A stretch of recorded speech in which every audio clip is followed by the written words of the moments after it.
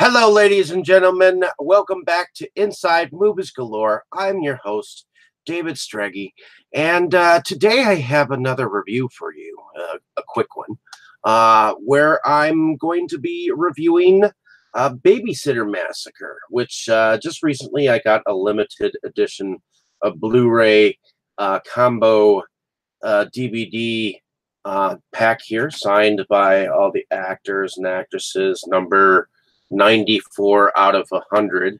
So evidently this is from a campaign that was distributed by Camp Motion Pictures, and the film was directed by Henrique Couto. So excuse me if I say the director's name wrong, but apparently the story's synopsis is evidently a group of women who evidently had run a babysitter company at one point, in high school. They ran a babysitter company to help fund their years towards college. And then suddenly something happened to one of their friends named April, and all hell broke loose. And then years later, they are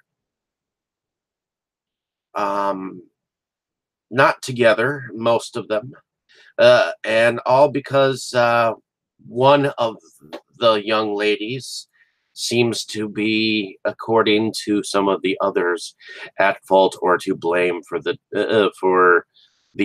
disappearance or the death of this April. So we have, in the very beginning of this film, evidently we have a babysitter who is taking care of a young child, and she evidently gets kidnapped, and we see a killer.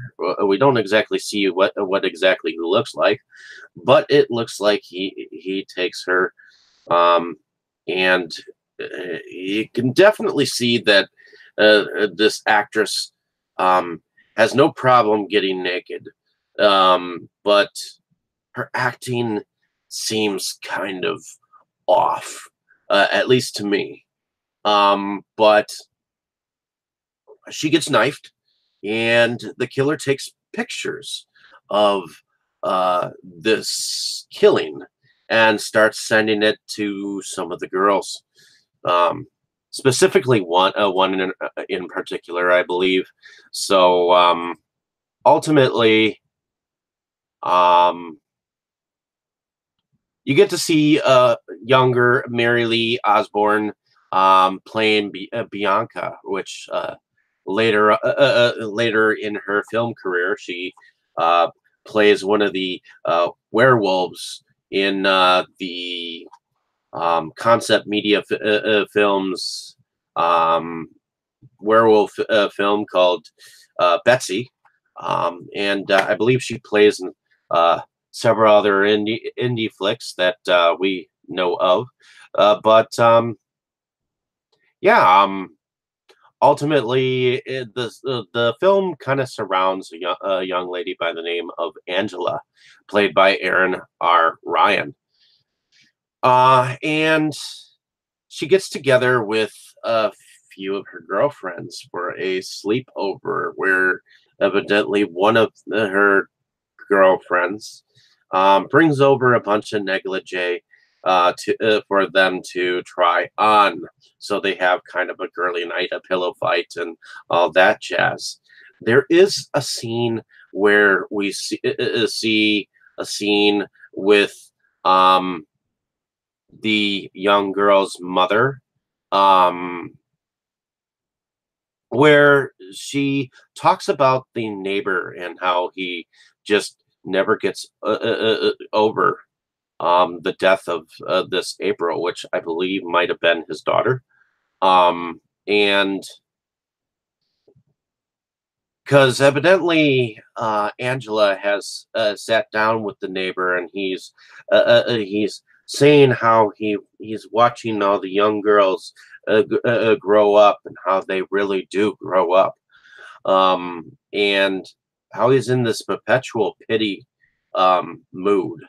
And so the things that her mom says um, i- to Angela, um, I believe are actually very heartfelt and actually do mean something. I mean, you can't just wallow in self pity. You have to move on and enjoy life, and that's kind of what her mom was saying.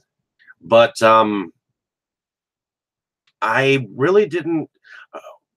Even though I know what the storyline is about now, I really wasn't getting the how how the babysitting was involved, except for the very beginning where you see the young lady um,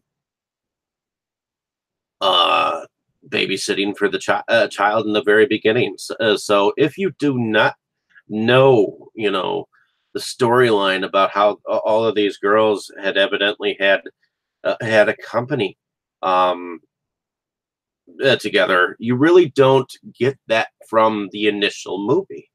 Um, that's my biggest dilemma.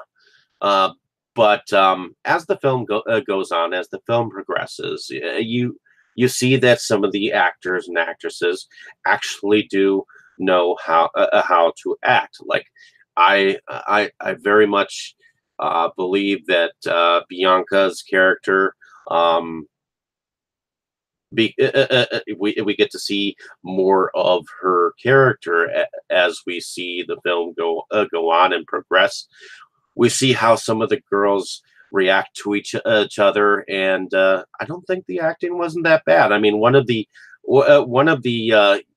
younger ladies, I believe, um, her name was either Arlene or Lucky, but she kind of looked like the chick from the Wonder Years, just a tad bit, which is why I think when one of the friends takes a hammer to this friend, uh, I was actually kind of feeling for her, but ultimately it ends up being who I think it was.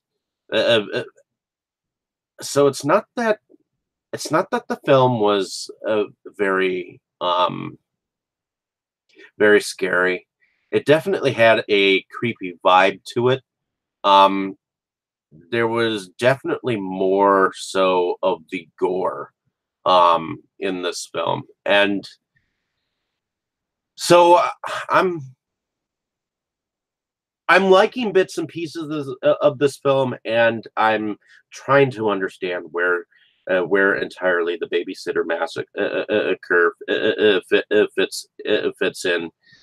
If I take out the part that I know the storyline from the IMDb, it doesn't exactly tell you that these girls are from this babysitter massacre. It just kind of goes into the story in the present day, and the victims are starting to be killed, and it becomes more of a okay, the killer is just killing random people than it is a babysitter massacre. Um, so I'm not trying to say that this film is bad in any way. I mean, it started off with some pretty bad acting, but you do really. I don't mind seeing bad acting with nudity. I mean, there's nothing wrong with seeing a pair of tits in the very beginning. I think that's what that actress is there for. Um, and you definitely get to see enough um, of the girl's flesh that you need to see.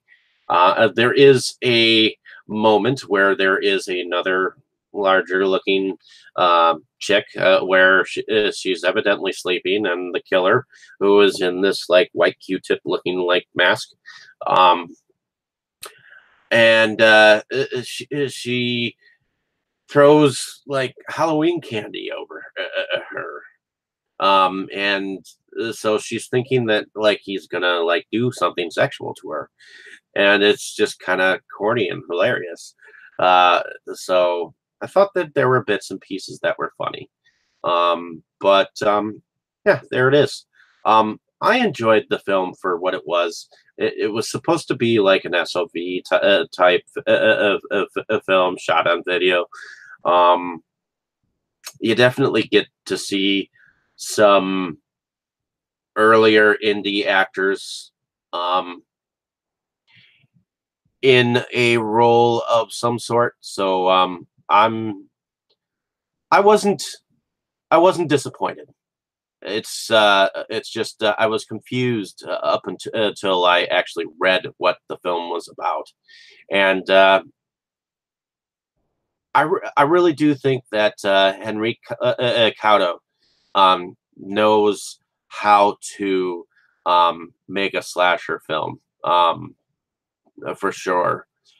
I mean, this will definitely, if it has not already hit a cult status, it probably is up there with becoming partly a cult status. And I'm definitely glad that I picked this film up for $25 from the director himself. I'm not sure how long that the campaign was, but um, the um, the film itself, when it's a Blu-ray combo, it is a reversible effort, so I could actually take and reverse that. So that's kind of cool. So yeah, there it is. There's my review on this film, and I will definitely check out more features from this director. It's not that this is a bad film in any way, shape, or form. It is definitely, I think, an earlier effort to what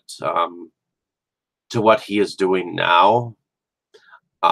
So I'm glad that I watched this. I love watching uh, films as directors progress, and this wasn't a bad slasher film. So, in any case, definitely like and subscribe to my channel. If you have seen the film, definitely let me know down in the comments what you thought of the film. And I will definitely try to have some cool reviews for you coming up here. I mean, I have some short films coming up. Next week, we'll have Return of the Living Dead 2 to follow up with Return of the Living Dead on our discussion day. So definitely check that out. And thanks for listening. And have a nice day, evening, or morning, wherever you are.